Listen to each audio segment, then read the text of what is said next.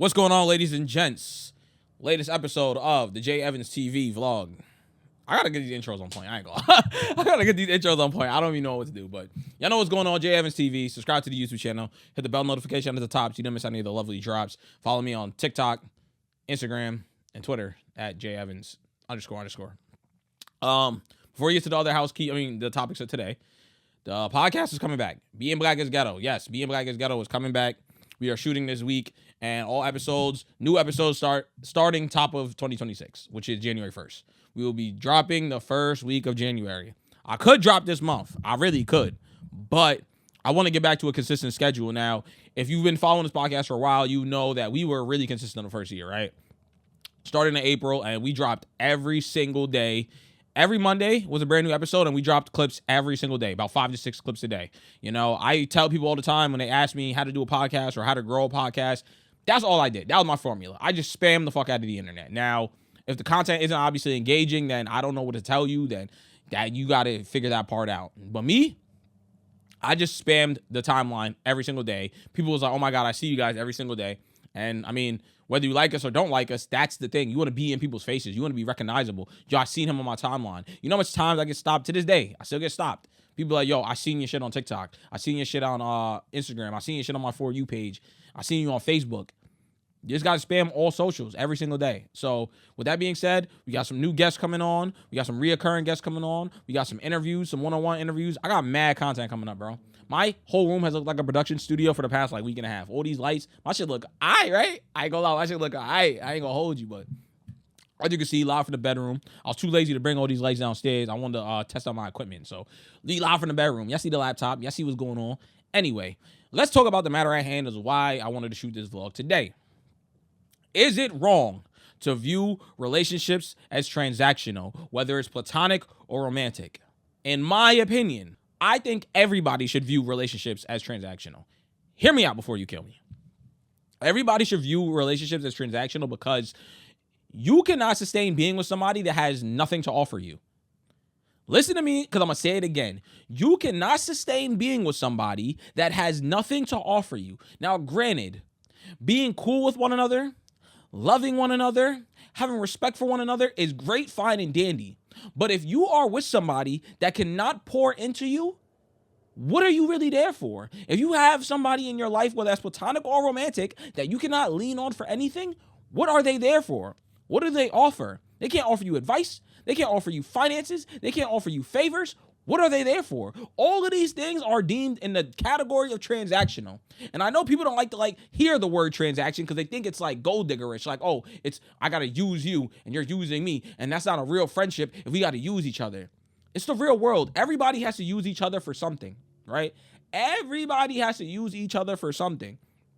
Even if it's just words of encouragement, that is your role in that person's life. Everybody got to use each other. Shout out Dotto. Shout out Terrence. They said on the podcast, and I'll reiterate the statement. If you can't be used, you're useless. There you go.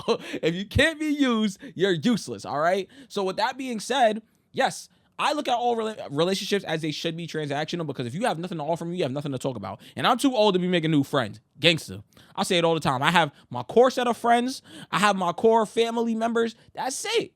I'm too old to be just talking to you to talk to you. What are you bringing to my life that we got to be conversing right now? What are you bringing to my life that I'm entertaining, giving you my time? Because time is the one thing that you don't get back. So what we really talking about that I'm even entertaining this conversation or I'm entertaining you? Because I don't know about y'all, but I don't play about my time. I do not play about my time. So I just wanted to have this conversation because I was talking to a lovely young lady the other day, and she told me, she said, I was talking to this guy, and he got upset because I'm not as readily available as he would like me to be. And I said to her, I said, so when you guys were in your talking phase, did you disclose your schedule to him? And she said, yes, I told him that because of what I got going on, I can't be that available to you. But when I am available, I make myself available for him. I personally told her that should be good enough, right?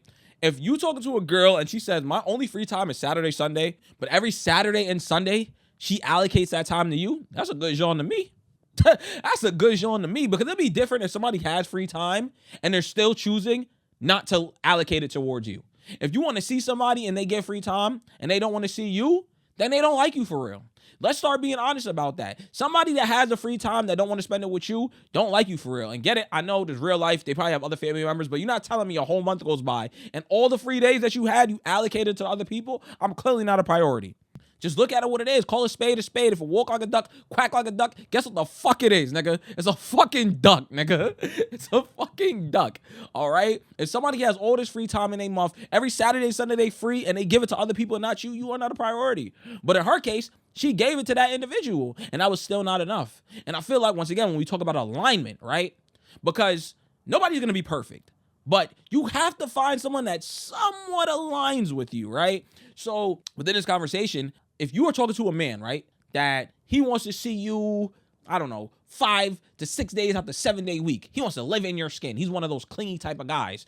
And he's pursuing you, and you know you are an individual that only has 2 days free out the 7-day work week, then you're not going to work. And don't let all the sweet words fool you, right? Because bro might really think that he could have dealt with that schedule. Because a lot of people don't realize the fire's hot till they put their hand in that motherfucker. That's just really all it is, bro. People think they can stand the fire till they really get close and say, it's too hot.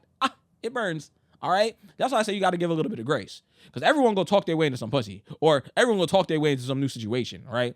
But niggas don't know what it really is until they really got to get up in it. And now it's like, damn, am I really built for this? Am I really prepared for this? But once they realize that, you being the other party in that situation, you got to realize, you know you're right. You're not built for this.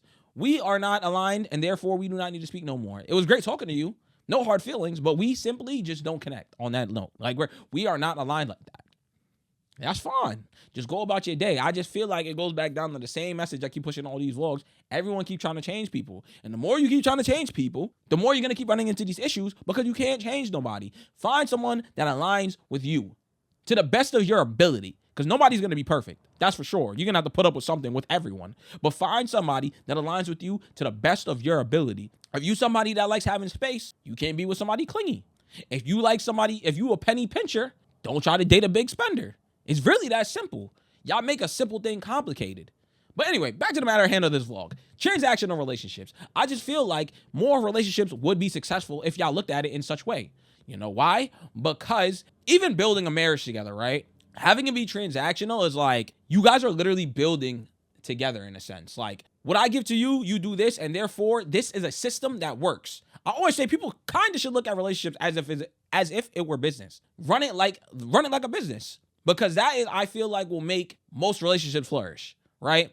We're trying to get maximum, ROI for this situation, right? So what we're both pouring into this, we're hoping to get the best out of it. But it has to be a two-way street. Y'all both have to agree or align to do such things. The problem be, I don't think y'all have critical conversations to begin with, and therefore, the alignment is off the minute y'all start. Y'all shouldn't even cross the threshold of being exclusively committed if y'all did not get that alignment on point. That alignment is so important, bro. It's like your car, right? You can't drive your V with your steering wheel that's supposed to like this, and you're doing like this. You got to get it aligned at least once a year. So that once a year in this talking phase should be in the beginning. All right? When you first meet somebody, have these conversations. And some people might find it uncomfortable. Some people are not even used to having these conversations or being approached in such way. But this is why you, being the emotionally mature, being the just mentally stable, mentally sound, competent individual that you can be or you are, you got to bring up these conversation points because you don't want to waste your time, especially if you are mindful as to what you want and you are intentional as to what you want to do. I don't have time to waste. I seen an interview from Joey Badass. He said when he met his fiance, he had these conversations off the rip. First date, yo, what you trying to do? Where do you see yourself in X amount of years? And how do you see this relationship working? And he said, Shorty was taken aback. Like, because most girls ain't used to being approached in such a way. Be honest, but once you stand in front of a real nigga, that presence goes show for sure. For sure. You get in front of a real nigga, he really gonna let you have that, bro. So I just feel like start looking at relationships more transactional. You absolutely should. Like I said, feelings is great and all, but love doesn't pay the bills. And love don't keep marriages alive. Let's really talk about it. Love is a reason to, it's a great thing to have, But love does not keep you in relationships for 30 plus years. Love is a feeling. Loyalty is an action. Love is a feeling. Loyalty is an action. And therefore, I'm going to take somebody loyal over someone I love any day of the week. I mean, two can be hand in hand, but loyalty means more to me than you love me. You know how much people do fucked up things out of love? I violated you because I love you, or I did this because I love you. A lot of people do some messed up things over love. I'll take whoever's loyal any day of the week. Any day of the week, I'm taking a loyal person. For sure. For sure. There's nothing wrong with transactional relationships as long as you both know what you're getting out of it. I think that's the clarification that needs to be made. As long as you both know what you are getting out of the situation, there's nothing wrong with a transactional relationship. And I'm going to leave it at that. I ain't got too much to say, so it's not gonna be a super long vlog. I just want to talk about that because it was in my mental, and I haven't done a vlog in a little bit, so I just want to talk about the importance of having transactional relationships because, like I said, y'all be having too much things going on, or y'all be just attracted to people physically and not really aligning with one another. And also, too, we keep having these dumbass 50-50 conversations with people that are simply just, does the situation benefit you?